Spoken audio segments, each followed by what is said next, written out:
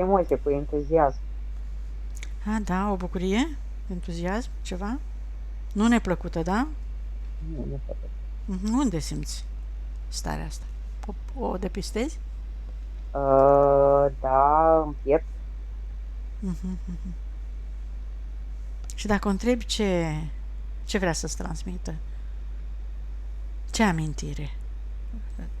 Vezi vreo imagine? Vezi vreo situație din trecut? Ți amintește de Uh, ceva? Momentan nu. Ok, dacă percep ceva, ne spui, da? Ok. Hai să vedem, Amaria, că autoidentifică, conectează și spune-ne cum cere acceptul să lucrăm cu ea și pentru ea și spune-ne cum o percepe Anca. Am, am găsit-o în fața unui magazin, dar întrupează mai multe magazinul ăsta, parcă și alimentar, parcă și salon, și masaj, și în fine, mai multe are magazinul ăsta. Bea cafea. Bea cafea și se pregătește de un scandal. Așteaptă pe cineva care urmează să o defăimeze. Și faptul că am ajuns la timp îmi spune că e foarte fericită.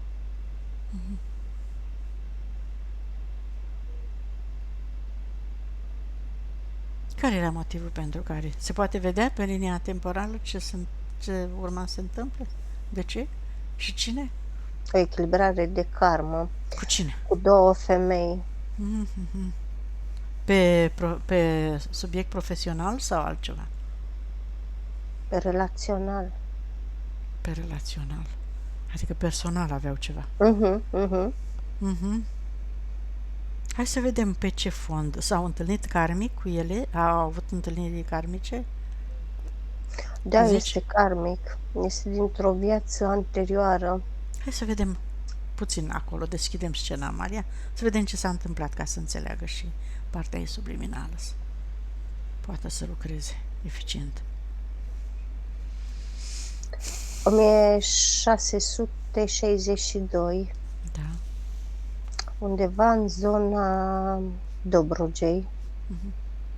Este căsătorită cu băiatul uneia dintre ele, celei mai în vârste, iar cealaltă e cumnată.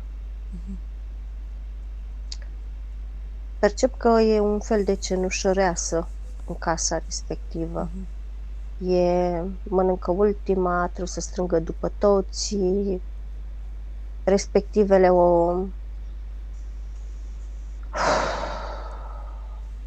e ca și când respectivele o pârăsc soțului ei, o defăimează, îi vorbesc urât.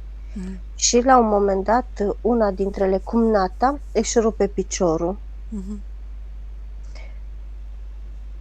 Ea trebuie să aibă grijă de ea, dar între timp tot percep soacra, cum ar veni, care are un fel de...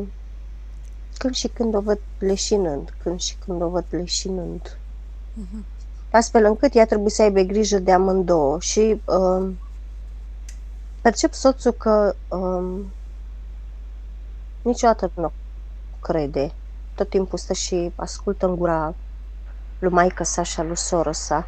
Iar ea, la un moment dat, percep că în timp ce ailaltă e leșinată, stă în pat și se comportă, aruncă apă după ea, aruncă lucruri după ea, e ceva de genul, e menajeră, percep că le bate cu mătura, cu coada de la mătură. Dar le bate foarte tare, le învinețește. La un moment dat n-a mai putut să le suporte și le-a luat la bătaie, zici, nu? Exact. Și la un moment dat percep că își face boceluța, cum ar veni, și pleacă. Pleacă undeva în sens opus Dobrogei, al țării, către vest. Nu mai e găsită. Da. Personajele de acolo, soțul inclusiv și cele două, le regăsești în viața actuală? Alea două zici că sunt femei sau nu poate? Soțul, da, îl regăsesc, Mm. dar nu-i regăsesc ca socri. Soacra nu o regăsesc, adică mama din viața aia nu e mamă în viața asta. Și nu e nici altceva? Mm. Mhm. Și soțul este actualul soț de care a divorțat? Da. Ok. Și celelalte două nu le regăsești. Nu Sunt le cele care regăsesc. urmează cu care să se certe, înseamnă, da? Dacă nu le regăsești în familie. Bă, eu cred că mai degrabă s-au certat. Sau s-au certat. Adică în momentul când spui chestia asta, le percep în spatele ei, deci cu siguranță s-au întâlnit și s-au certat. Mhm.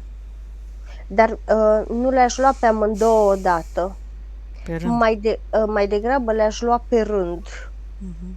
Niște nemulțumiri din astea de... Deci conflictele s-au întâmplat. Mhm. În viața asta sau în altă viață, poate. Eu aș zice în asta. Îmi arată la actual. Mhm. Îți amintești, Anca, dacă ai avut conflicte pe tema salonului sau a serviciului în general?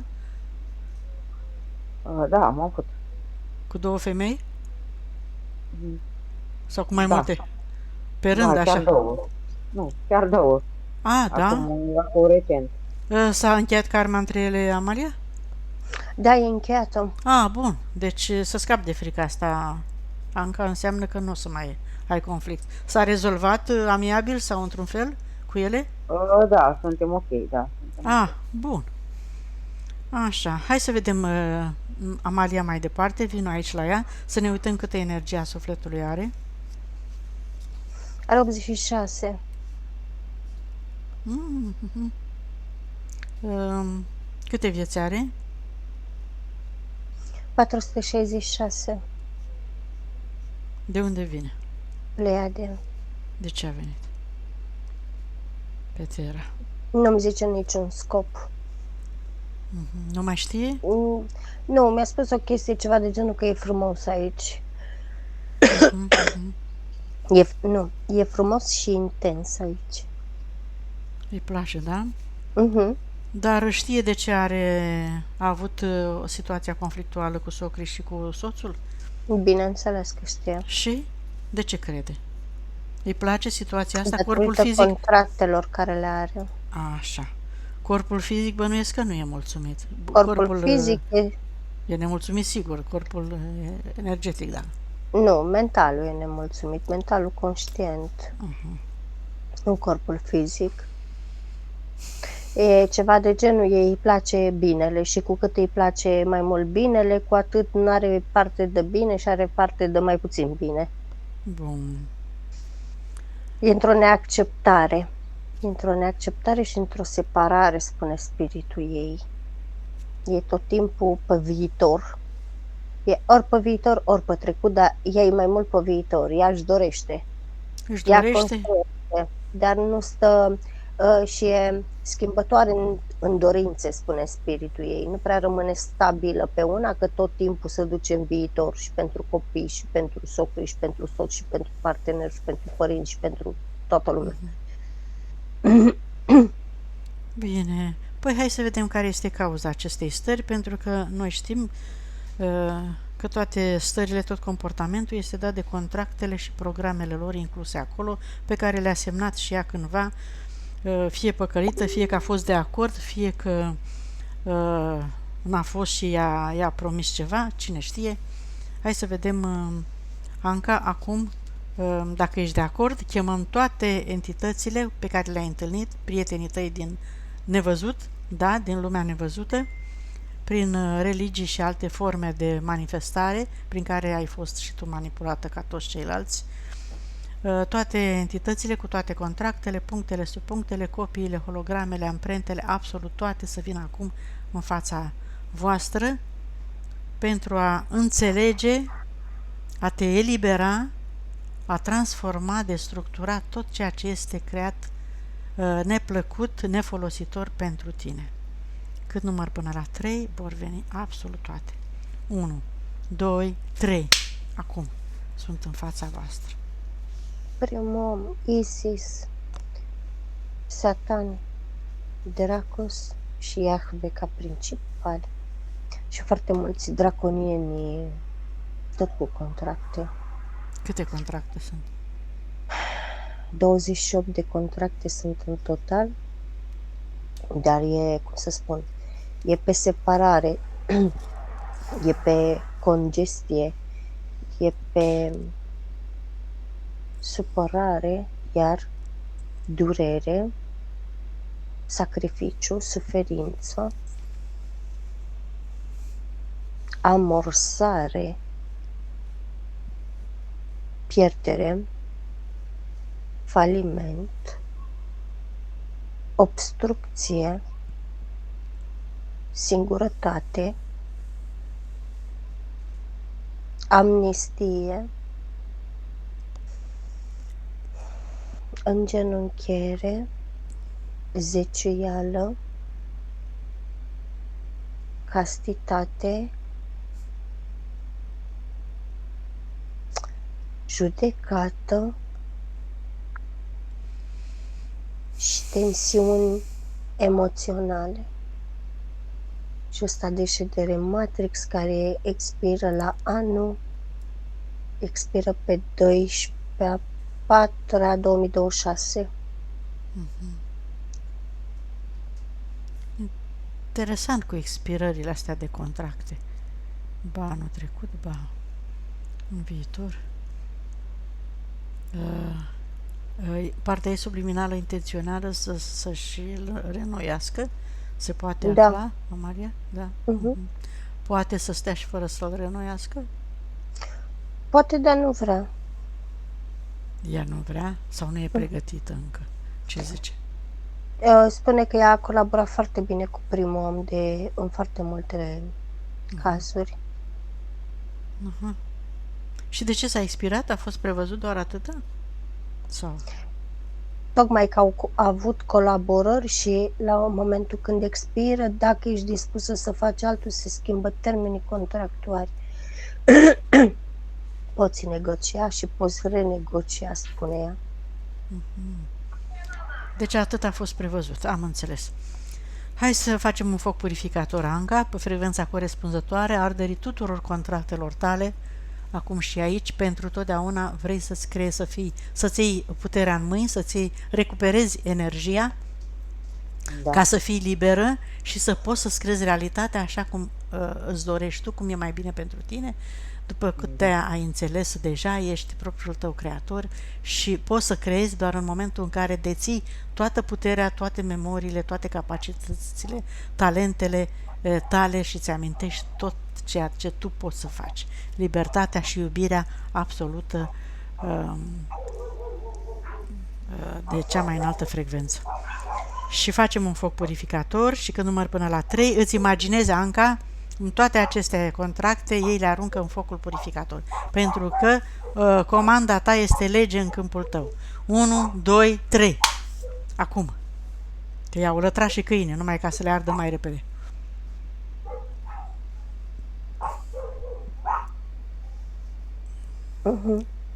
S-au ars, da? Inclusiv botezurile și ritualurile de botez de cununie.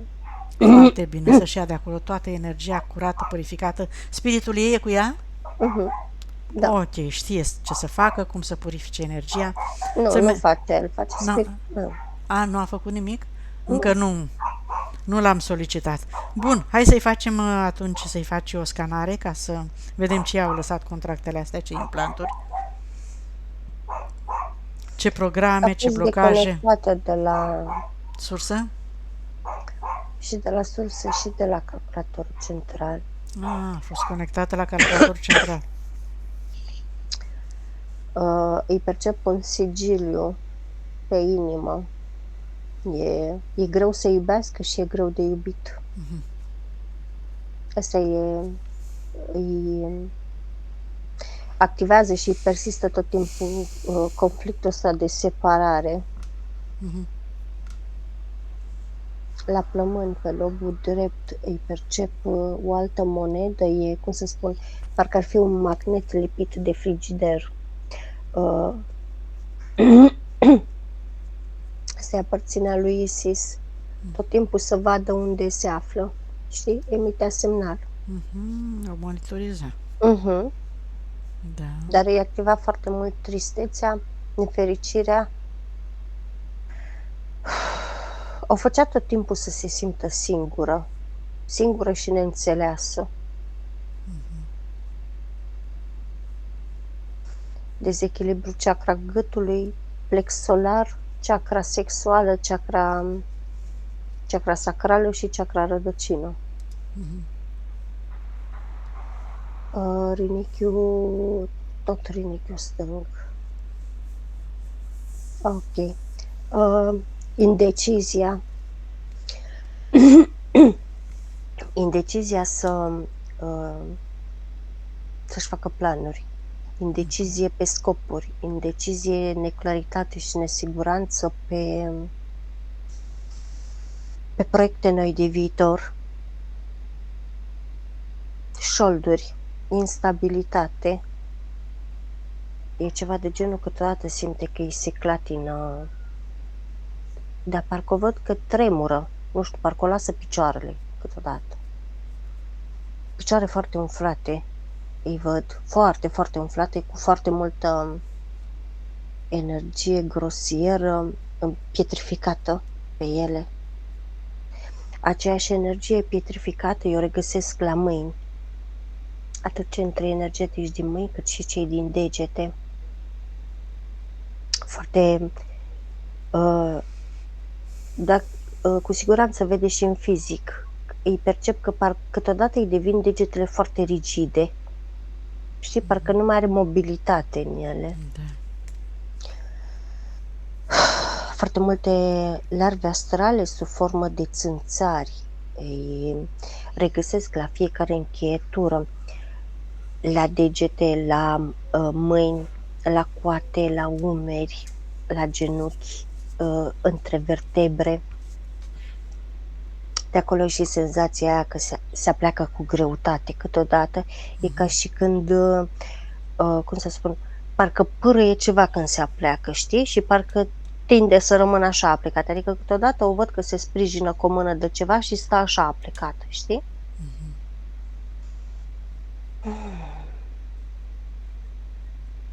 Îi mai regăsesc în pancreas, în sigiliu.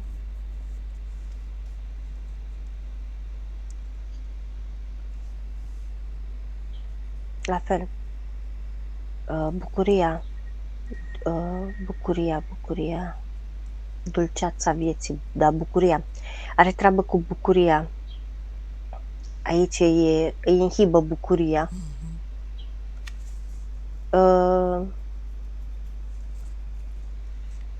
Dacă pot să-mi dau cu părerea, după sigiliul ăsta, eu nu cred că a trăit niciodată bucuria Da. în plenitudinea Maximă, da. ei. Adică și acum unii ar putea să spună ok, când a dat naștere, clar a simțit bucurie. Nu, aia n-a fost bucurie cu siguranță. Orică a fost mulțumire combinată cu durere, orică a fost mulțumire combinată cu frică, dar bucurie în adevăratul sens al cuvântului garantat n-a fost. Stomac, nu digeră cuvintele. Are o chestie cu rulajul și cu derulajul, percep. În sensul că îi spui o idee,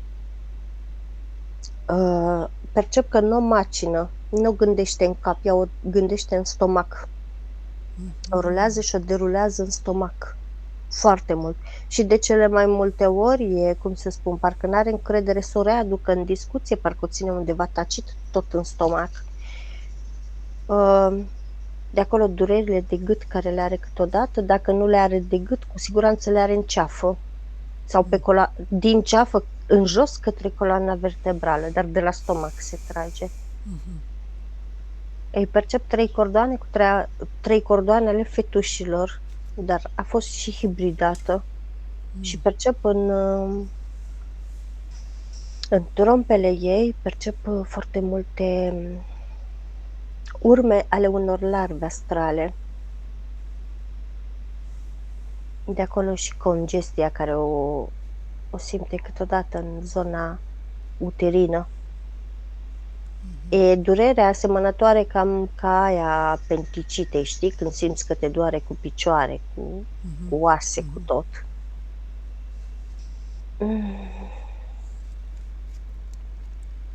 Nu-i percep fetușii în câmpuri. Îi mai percep pe spate niște atacuri pe spate cu creierul reptilian cu tot, știi?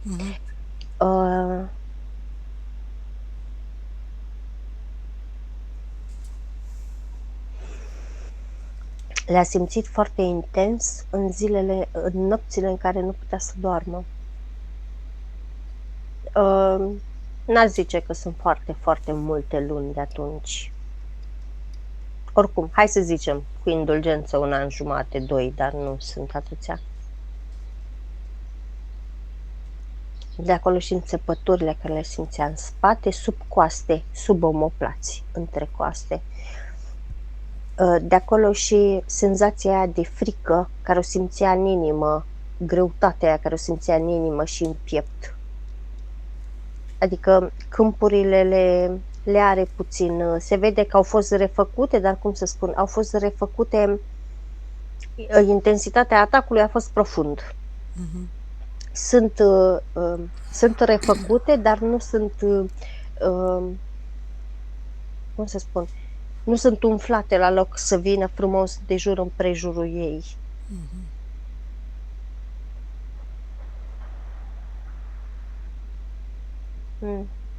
Nu-i mai regăsesc nimic. Zice că în ultima vreme i-au apărut niște eczeme pe piele, în locurile sensibile. Refuză Ce refuză? viața și atingerea.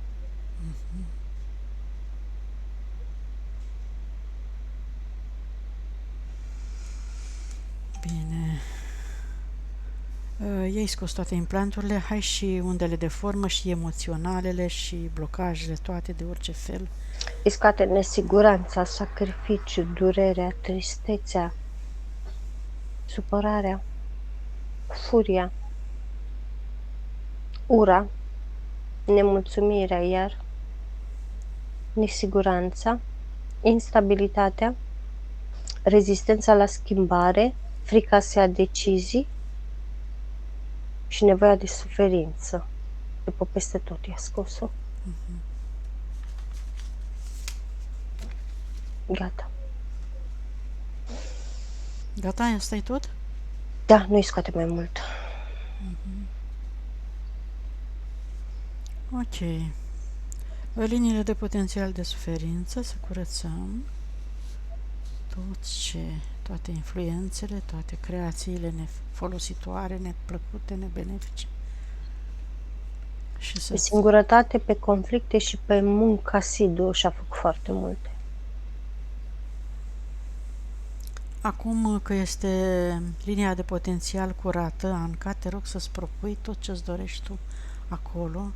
În primul rând să te ocupi de tine, să poți să te echilibrezi emoțional și din mental și din toate punctele de vedere, să ai un corp sănătos, să fii mulțumită, fericită, armonie cu tine însăți și cu toți cei din jur, cu toate persoanele, cu familia, cu jobul. Aici trebuie să se mai gândească puțin, pentru că o ia cu capul înainte.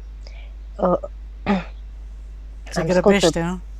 Da, cum să spun, pune din ambiție și din nevoia de a câștiga și ea măcar o dată, dar nu-și pune bine ce își pune pe linia asta de potențial, ea trece înapoi.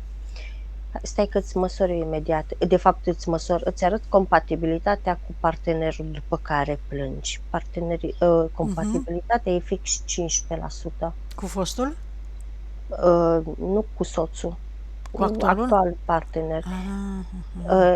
El doar îți arată niște răni, doar îți arată o stimă de sine scăzută, doar îți arată o neîncredere, îți activează foarte mult neîncrederea și comparația, faptul că trebuie să muncești mult ca să-i câștigi inima.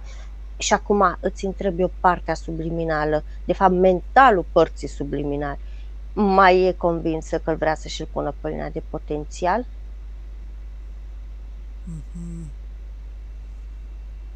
Ea e foarte strângătoare, nu, cum să spun, da, exact, asta e vorba. Muncește ca să strângă. Se luptă să câștige și ea măcar o dată în fața altora, dar trebuie să o faci cu inima. Iar inima ta e rănită în ceea ce privește bărbații care au fost până acum. Și dacă te ridic puțin mai sus și te uiți puțin pe linia asta dreaptă pe care ai intrat, te așteaptă ceva mult mai bun acolo, mult mai frumos, mult mai respectos. Mi s-a zbârlit pielea pe mine când ai discutat cu ea chestia asta. Sper să-ți fi înțeles și ea.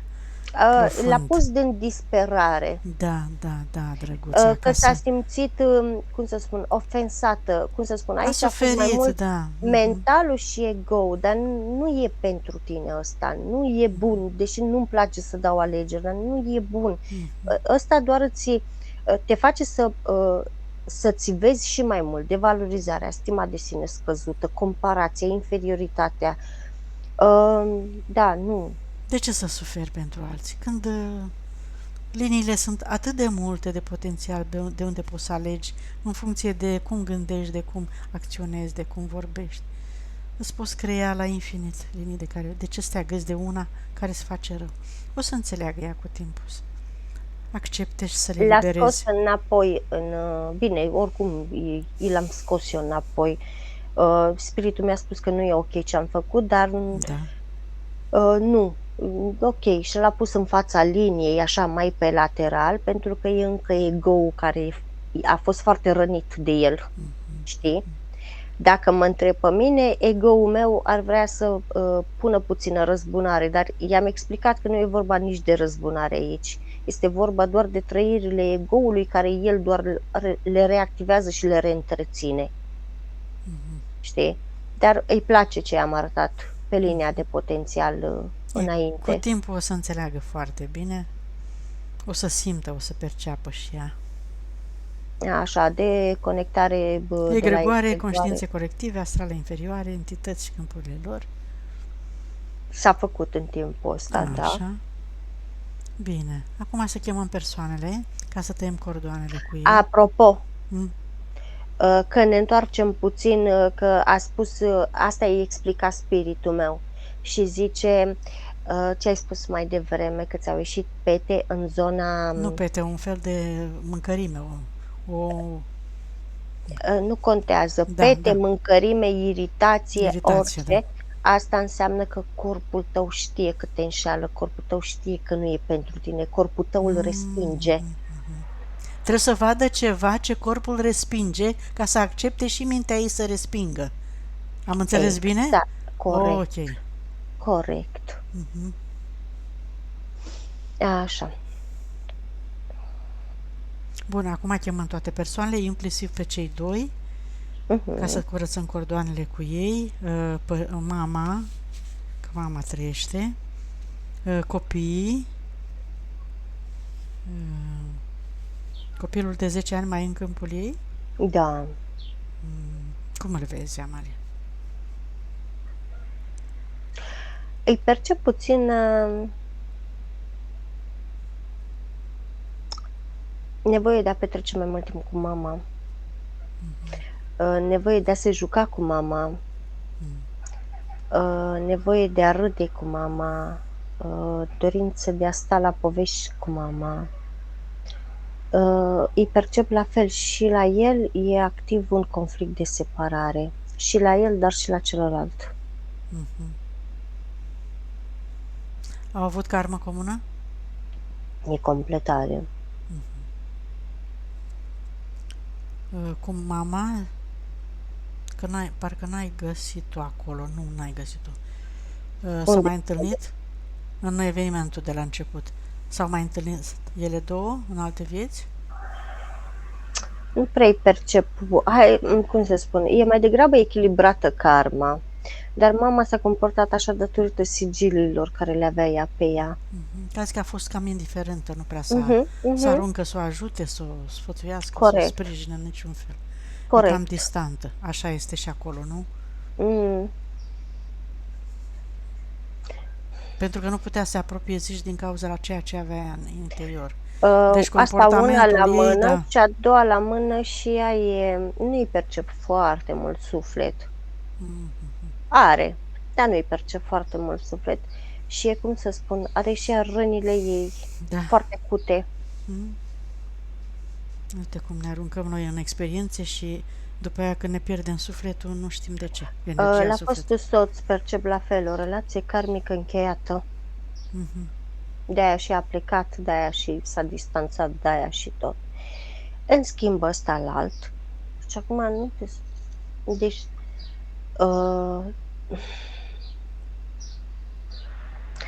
Ce mi activează mie în legătură cu băiatul ăsta când vine să-l bat rău de tot? Prostia. Nu suport prostia. E, cum să spun, e ca un țânțar din ăla care se consideră foarte frumos, foarte arătos, știi? Și el râde, el ci că e șarmant, el ci că cucerește, el ci că... În forma asta înșeală. Și Da, el ci că e atrage. tot timpul, se consideră foarte frumos și e ceva de genul, toată lumea trebuie să stea la picioarele lui, cum adică să nu... Asta e aroganță, da. De ce să nu-l pun în prim plan? Adică de ce n-am discutat de el prima dată cât de frumos e, cât de bine arată, cât de șarmant e, de ce? Și am spus, zic, în primul rând, în fața oricărei mame, prioritar vor fi copiii. La care el i s-a părut așa foarte... s-a ofensat. Cum adică? În primul rând contează bărbatul, că e masculul casei și după aceea restul. Și l-am dat la spate de tot cu cordoanele. Și e ceva de genul încearcă să-i transmită ei niște emoții, vezi? E conștient. O face Și special. am spus, dar n-ai vrea tu să te îndepărtezi mai mult atât cât să rupă cordonul dintre voi și să știi că i-a făcut de click chestia asta. Super. Adică e conștient că dacă se va rupe cordonul, nu mai poate să o manipuleze. Iar pe ea o percep, cum să spun, e puțin fascinată de el, dar totodată, cum să spun, e fascinat, e ofticat-o fascinată de el. Da, îi cam interzice să mai vină pe la ea, dar el insistă. Nu îi interzice ea să mai vină pe la ea, pur și simplu, acum intră Mariana în joc, pur și simplu i s-a lucrat pe echilibru mental și emoțional. Și de-aia ea a început să conștientizeze în subtil că îi face rău, știi? Dar ținând cont că mai trebuie să lucreze, pentru el consideră un rău necesar acum. Știi cum sunt victimele alea care au încredere și își iubesc abuzatorii și manipulatorii? Că fără ei nu se poate. Corect, cam așa adică ceva de genul ea nu consideră că a trădat-o și că se întoarce la ea din când în când, ea s-ar simți bine să fie aleasă și să fie prioritizată de el. În defavoarea celuilalt. Exact, înțelegi? Deci aici iar intervine și iar văd că îi se reactivează inferioritatea și comparația. Vrea să câștige și ea măcar o dată, dar, cum să spun, în realitate ea nu are sentimente ok pentru el. Doar că e frumos și vrea să câștige în fața celeilalte. Dar să stea liniștită că și cealaltă e la fel de în contradicție ca și ea. Și atât spun despre ei. Bine. Să curețe cordoanele. Deci au avut karmă cu hormona ei, doi. Nu? S-au mai întâlnit și în altă viață. Da, s-au mai întâlnit, dar cum să spun, mai degrabă au fost... Nu, a avut tandrințe. Au oftat după el și în altă viață și a creat niște iluzii cu el și în altă viață. Dar, la fel, n-a avut ochi pentru ea nici atunci. Dar oricum nu ăsta e un fustanciu prin comportament. Deci ăsta cred că vine după planeta fustelor. N-ai cum cu el. Mhm. Deci n-are chestia aia de bărbat în el. Nu-l Cu percep demnitate, matur. cu stabilitate, cu Da, nu-l percep, echilibru. deci eu în energetic nu-l percep matur, nu-l percep asumat, nu-l percep, la el e după distracție să se simtă bine și să-i se pună totul la nas, la tavă, toată lumea să stea desfăcută în fața lui, el să-și ia ce vrea de unde vrea. Deci Ca și cum ar merita totul, da. deci s-a este înțeles. genul atât de enervant încât dacă mi s-ar permite să-i deschid vreun portal vreo lună de zile să vadă cum e armata, acolo l-aș trimite pe ăsta. Așa. Cu ceilalți, dacă mai e ceva semnificativ, copiii, să Nu, curețe copiii sunt cordoanele, ok. cu cel mare, 17 ani, cum e? E cordon sau ce? Are cordon cu el, da, s-a retras, e ieșit proaspăt din câmpul ei, dar la fel, dragul de el, și el are conflictul ăsta de separare. Și în sinea lui și el are dorința asta de a sta cu mama, de a petrece timp cu mama. În energetic ei au o situație, o relație, o situație foarte frumoasă. E ca și când tânjesc unul după celălalt. Dar totuși și lui place la bunici din partea sucrilor. Da, pentru că acolo a găsit timp, acolo a găsit stabilitate, acolo a găsit ceva de genul bunica a fost lângă el tot timpul, știi? Chiar dacă n-a stat să-l bilicească, să-l drăgălosească Dar lor tot nici nu le timpul. place să Asta stai zic, chiar dar pe capul lor și să fie Dar a mai fost liberi. bunica în curte. A fost bunica în curte tot timpul, știi? Cu masă, cu spălat, cu tot ce trebuie. Bun.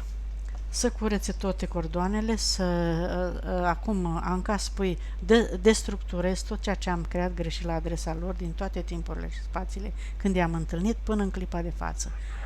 Cu gândul, cu vorba, cu fapta, cu emoția, tot ce le-am transmis lor neplăcut, aleg acum să destructurez pentru totdeauna și să le trimit iubire. Și informații, căutați-vă în sufletul vostru, în spiritul vostru să găsiți adevăratele valori, adevăratele capacități ale voastre, încredere, iubire adevărată, libertate și vă eliberez și mă eliberez acum pentru totdeauna. Bine, și transgenerațional? A transmis informațiile concomitent și pe transgenerațional. Mă uitam la tata acum.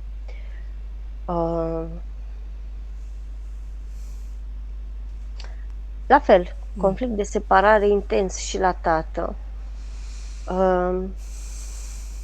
La ea percep tânjitul de a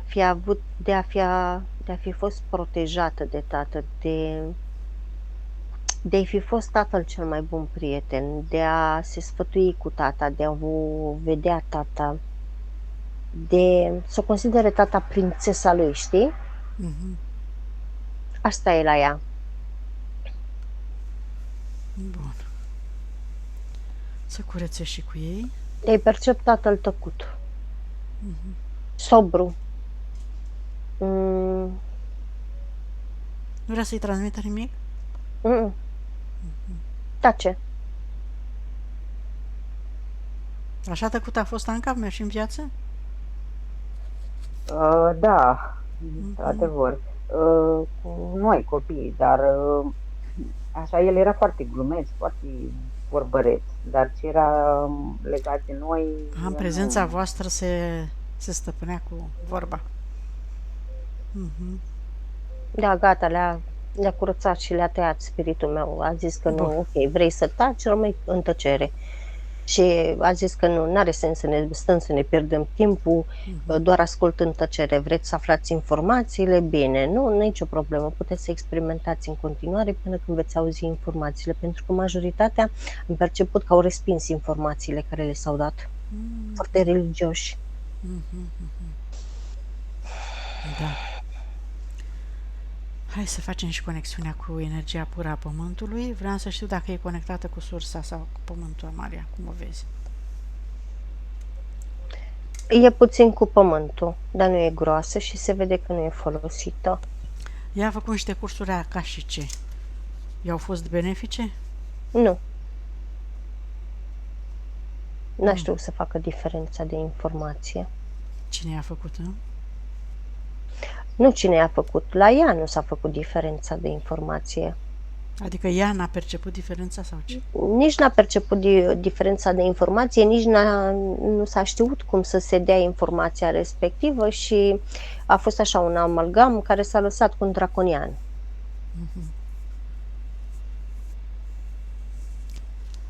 Oh. Bun. Oricum s-a curățat tot. Ce mai vrea să știe? Cu salonul, ce să facă dacă este benefic, câtă compatibilitate are cu actualul salon, în primul rând? 35.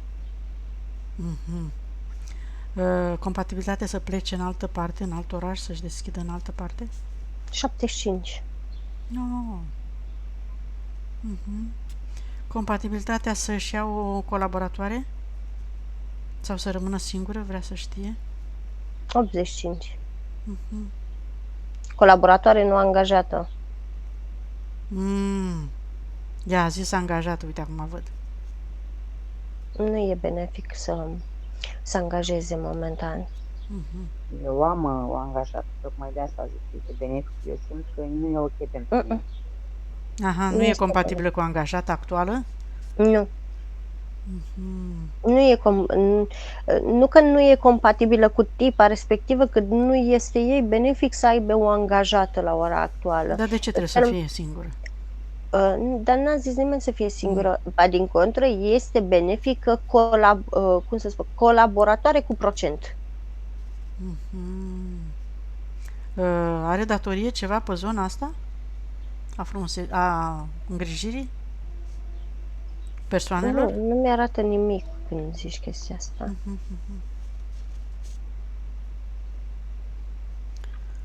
Așa. Vrea să-și facă o academie de predat cursuri în zona asta. Da, este benefic 86%. Super. Așa, de unde cunoaște fata care lucrează radiestezic? Are karmă cu ea? Au fost prietene în alte vieți. Ok. Compatibilitatea este, da? 96%. Super. Așa, mai mult pe punctele ei. Bun, hai că la celelalte mergem la următoarele puncte.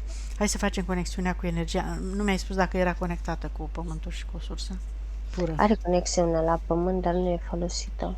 La sursă nu. Îți imaginezi, Anca, din centrul tălpilor tale, două fascicule de energie care cresc, se adâncesc și îți imaginezi cum te unești cu acea sferă luminoasă din centrul pământului, cu care oricum uneori noi ne mai conectăm așa în inconștient, și acum te conectezi așa cu imaginație, cu tot, și simți cum te încarci cu această energie a pământului, cu iubire și recunoștință. Mulțumești pământului pentru susținere, pentru putere, pentru echilibrul pe care ți-l dă, pentru hrana oferită, și te vizualizezi un canal de energie prin care te încarci în toate celulele tale, în toate câmpurile tale cu această energie. Și din centrul capului un alt fascicul de energie se revarsă asupra ta și caută frecvența energiei pure a sursei și conștiinței universale. Cauți matricea originală cu toate valorile, capacitățile, talentele tale, puterile tale și te întorci în interiorul tău și te unești cu restul de energie și îți activezi toate memoriile și puterea inimii, accepti și integrezi energia masculină cu energia feminină și te simți puternică, iubitoare, armonioasă, echilibrată. Integrăm cele trei părți, suflet, spirit, minte. În inimă. Bun. Extindem energia și corectăm și câmpurile, le echilibrăm, le reorganizăm, ștergem orice amprentă a trecutului din câmpurile ei, toate emoțiile din trecut, a iertat, a acceptat și a uitat tot ce s-a întâmplat rău, a rămas cu experiența, cu lecțiile, cu înțelepciunea. Mergem să curățăm și casa, și aici să vedem casa în care locuiește ea acum cu chirie. E un portal, zice. Așa, curățăm, închidem, sigilăm, echilibrăm, curățăm toate amprentele emoționale imprimate acolo, în obiectele, în spațiul, în pereți. Cu noua frecvență, noua stare, în energie curată, iubire necondiționată, frecvență maximă. Casa de la țară unde a locuit ea, dacă e ceva de curățat, n-are nimic de curățat acolo. Se dusese inițial cu atenția să curățe la salon și imediat a întors spiritul meu înapoi și a întrebat, i-a spus exact așa: ținând cont că pe scaunul ăsta se perindă, nu chiar ridicați vibrațional, ești sigură că vrei să cureți scaunul ăsta? Pentru că există riscul să nu mai fie atrași ceilalți de frecvență joasă acolo. Exact, majoritatea au o frecvență foarte joasă și nu va mai avea clienți. Da. Cel mai ok să facă purificarea asta mai simplă puțin, gen radiestezică, gen cu piatră Busby, gen să pună pe acolo prin salon, să-i ajute și pe ei. Exact. Asta e o curățare mai ușoară. Dacă noi curățăm profund acolo în salon, s-ar putea o perioadă sau s-ar putea să-i vină un client la nu știu cât timp de ăsta ridicat vibrațional. Da, să vină numai din ăștia. Și să nici n-ai pretenție să atragi numai din ăștia. Da, și după aceea să zic că nu știu ce se întâmplă, că nu mai am clienți după hipnoză, știi? Acceptă-i pe toți au nevoie de... stând în vibrația, în energia ta, se ridică și ei ușor. Ba mai mult de atât, ținând cont că acum ea va fi luminoasă, majoritatea clientelor, atenție la vampirașii energetici, dar majoritatea care sunt foarte întunecați vor veni către ea, știi? Vor fi atrași care de vor simți ei. Nevoia și vor fi pregătiți să înainteze, să crească în vibrație, vor veni către ea. Și am observat că sunt din ce în ce mai multe persoane acum care și-au deschis mintea și vor să înțeleagă mai mult ce e cu vibrația asta. Deci acolo nu curăță. Bun, mașina personală. Nu, e ok. Energie stagnantă în ea. Așa, ia să vedem ce mai avea. Robinetul abundenței mai e. Da, mă gândeam dacă mai are ceva pe puncte.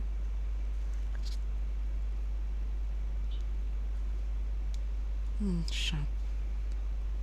Uită-te la robinetul abundenței să vedem ce îi mai recomandă și cum curge. Atunci când va fi ea bine cu ea, când nu va mai avea așteptări ca alții să se comporte, când va elimina orice urmă de egoism, adică să nu mai aibă așteptări ca ceilalți să o vadă, ceilalți să-i ofere, ceilalți să-i acorde atenție, când se va simți ea bine cu ea, atunci va vedea flux și mai mare la bani. Și în felul ăsta ea o să-și dea seama că a început vindecarea ei profundă.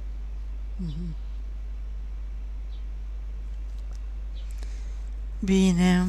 Cât la sută s-a recuperat energia sufletului? 100%. Conștientizare? 73%. Bine. Câte zile metabolizare? 9. Ok.